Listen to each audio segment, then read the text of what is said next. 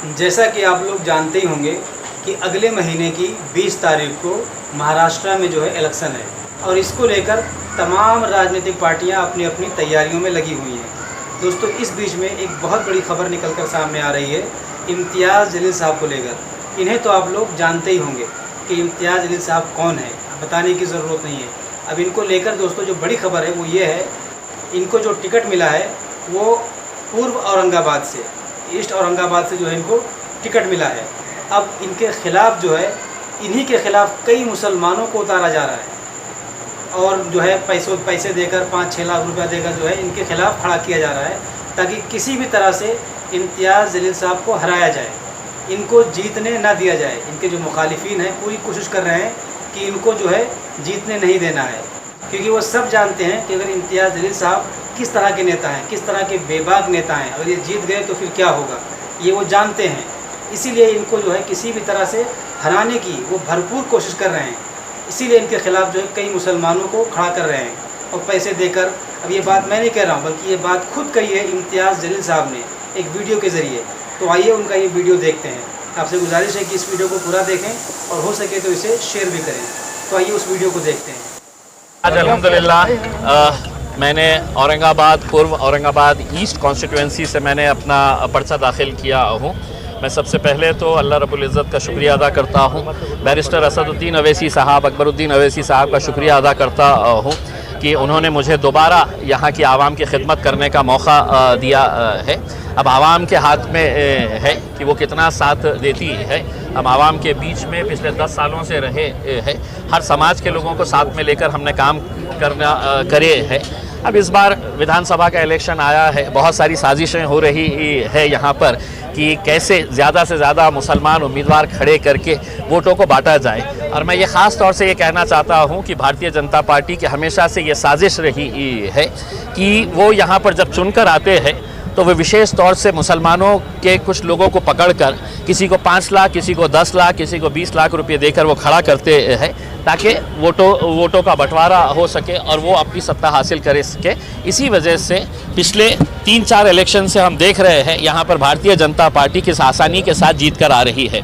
इस बार वो ज़्यादा कोशिश लगा रहे हैं क्योंकि इस बार है तो इम्तियाज़ जलील यहाँ से खड़ा हुआ है और उसे किसी तरह से नहीं लाना चाहिए। और उनके ऊपर के तमाम जितने भी नेता मंत्री हैं उन्होंने सब ने पूरी ताकत लगा दिए है और इनको निर्देश दिया गया है कि कोई भी आ जाए चलेगा, यहाँ पर इम्तियाज़ जलील को आप मुंबई के विधानसभा तक मत पहुँचने दीजिएगा करके, क्योंकि ये बंदा बोलता बहुत है और सच बोलता है, डट कर बोलता है और हमारी आंखों में आंखें डाल कर बोलता है। कौन नेता है वो? आप सीधा आरोप लगा रहे हैं बीजेपी के नेता पे। देखिए, स्वाभाविक है कि यहाँ का कैंडिडेट जो है ये अतुल सावे साहब की पिछले कई सालों से ये साजिश रही है, एक स्ट्रैटेजी रही है। मेरे कितने ऐसे जान पहचान वाले लोग हैं जो मुझसे आकर कह रहे हैं कि साहब उनके लोग आए थे और उन्होंने कहा कि आप अगर खड़े रहना चाहते हैं तो हम आपको 5 लाख रुपये देंगे करके, किसी को 10 लाख रुपये देने की बात कही गई है।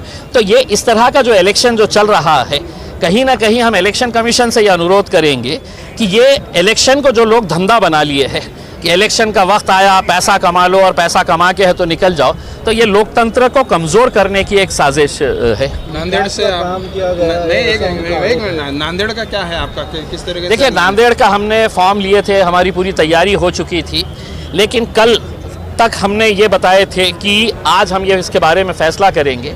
कल रात में हमें जब ये जानकारी मिली कि तकरीबन 25-30 लोग, ख़ास तौर से मुसलमान उसके अंदर, जिनको खड़ा करने की साजिशें चल रही है और इसमें अलग अलग 2-3 लोग इसके अंदर शामिल हैं जो अलग अलग इलाक़ों में जाकर मुसलमानों को ढूंढ रहे हैं कि भैया हम खड़े रहते हो क्या, हम देते हैं पैसा, हम चलाएंगे तुम्हारे को। तो तब पार्टी ने यह फ़ैसला किया है कि हम नांदेड़ नहीं बल्कि पूरी ताकत औरंगाबाद में लगाएंगे, औरंगाबाद पूर्व, औरंगाबाद मध्य और इसके अलावा जो हमारे 13-14 सीट्स पूरे महाराष्ट्र के अंदर हम खड़े कर रहे हैं, तो वो सीटों को जिताने के लिए हम मेहनत करेंगे। दूसरा ये है कि अब अगर इसके बाद किसी ने अगर हम पर ये इल्ज़ाम लगाया है कि MIM भारतीय जनता पार्टी की B टीम है, तो हमारा जूता और उनका सर रहेगा, क्योंकि हम 288 सीटों के अंदर से 5 तक के भी हम सीट्स नहीं लड़ रहे हैं इसमें। हम इस बार पूरी कोशिश कर रहे हैं कि दोबारा ये हुकूमत सत्ता में आकर नहीं बैठना चाहिए, और इसलिए कर रहे हैं कि जो हमारे नबी करीम सल्लल्लाहु अलैहि वसल्लम के ख़िलाफ़ जो गुस्ताखी किए हैं उनको ये दिखाएंगे कि तुम्हारी ताकत सरकार के ज़रिए हो सकती है, हमारी ताकत वोटों के ज़रिए हम दिखाएंगे। महाविकास आघाड़ी और महायुति रातों रात अपने कैंडिडेट बदल रही है, किस तरीके से आपको महाराष्ट्र की राजनीति जाते दिख रही है? खौफ डर सता रहा है। तो 2 घंटे पहले किसी को अनाउंस करते हैं, फिर 2 घंटे के बाद उसको बदल देते हैं।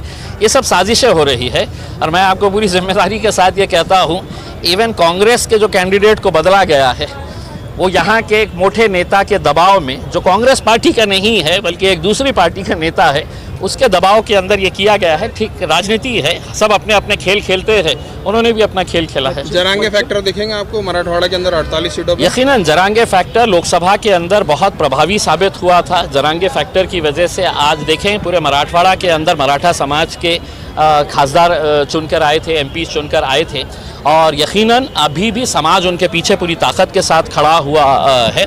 और जरांगे पाटिल से हम भी अनुरोध करेंगे कि इस बार वो भी हमें पूरा साथ दे, और यहाँ से ना हमें महाविकास आघाड़ी ना महायुति, जो जरांगे साहब का कहना है कि मुझे नए लोग चाहिए जो जाकर वहाँ पर आवाज़ उठाए, और हमने जरांगे पाटिल साहब का पार्लियामेंट के अंदर, लोकसभा के अंदर अगर सबसे पहले किसी ने आवाज़ उठाया था कि एक छोटे से गांव का एक सामान्य आदमी कैसे अपने समाज के लिए लड़ रहा है, तो वो इम्तियाज़ जलील थे। तो मुझे पूरा यकीन है कि जरांगे साहब भी हमारा साथ देंगे। एक बॉन्ड मांगा है उन्होंने, आप बॉन्ड देंगे उनको मांग के? उन्होंने कहा है कि जिसको मदद चाहिए वो एक बॉन्ड लिख कर दे। देखिए, मैं नहीं समझता हूँ कि मेरे ताल्लुक से ऐसी कोई कंडीशन रहेगी, क्योंकि वो जो ज़बान से निकलवाना चाह रहे हैं दूसरे जो चुनकर आएंगे कैंडिडेट्स, वो ज़बान हमारे पहले से ही हमारे मुंह में है। हमने लोकसभा के अंदर भी, हमने विधानसभा के अंदर भी वही स्टैंड लिया है जो जरांगे पाटिल साहब की मांग है।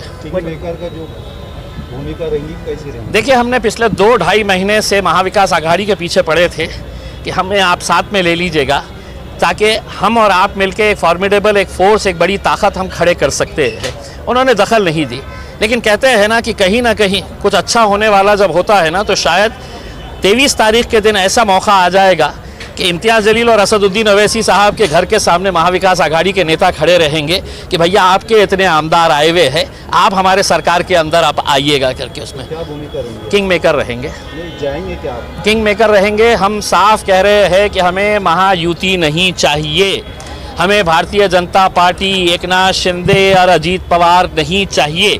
अगर इज्जत के साथ, सम्मान के साथ अगर बुलाएंगे तो यकीनन हम जाएंगे।